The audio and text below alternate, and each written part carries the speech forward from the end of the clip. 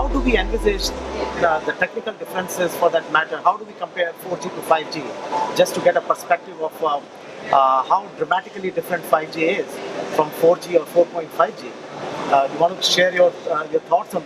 Yes, it depends on what application and what frequency band. So one of the big advantages of 5G is that we've designed it to work in these higher frequency bands to start off with. So there is an awful lot to be gained simply because there is more spectrum available, and the 5G technology uses that spectrum in a cleverer manner, because if we want to get high bandwidths in LTE, we add carriers together. It's called carrier aggregation, and carrier aggregation works really well, but it requires a lot of power consumption in the device and in the base station. So instead for 5G, we've got wider carriers, and those wider carriers you can actually transmit more data but with lower power consumption, because power consumption is important, especially in the device. In lower frequency bands, we don't see as many advantages as a straight spectrum efficiency or throughput. I've seen some figures banded around of about a 20% increase in spectrum efficiency, which is not massive. So I think what Dave was saying earlier about the LTE technologies will carry on for quite some time, combined in with the new 5G technologies. All right, I think from a GSMA perspective, David, obviously GSMA has been articulating the need for the industry to make this transition to 5G.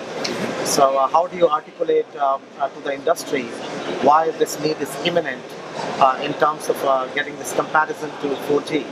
Why we should make this leap from 4G to 5G? Well, I think that it's more about the fact that there are opportunities to be had to transform your business from just being a telco and just being a mobile broadband provider into providing new services as well.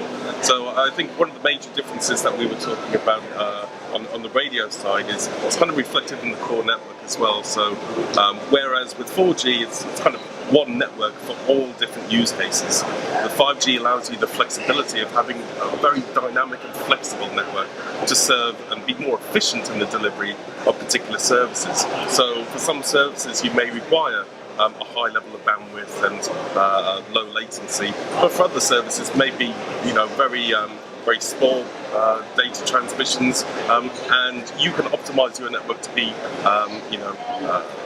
targeting for those particular services. So depending on the service that you're delivering, you can build your network accordingly for that with a particular network slice and select the most efficient access technology to be able to deliver that to the consumer. And I think that the point that Howard made about power consumption and energy efficiency is something that often gets missed about 5G, but it's extremely important moving forward as well.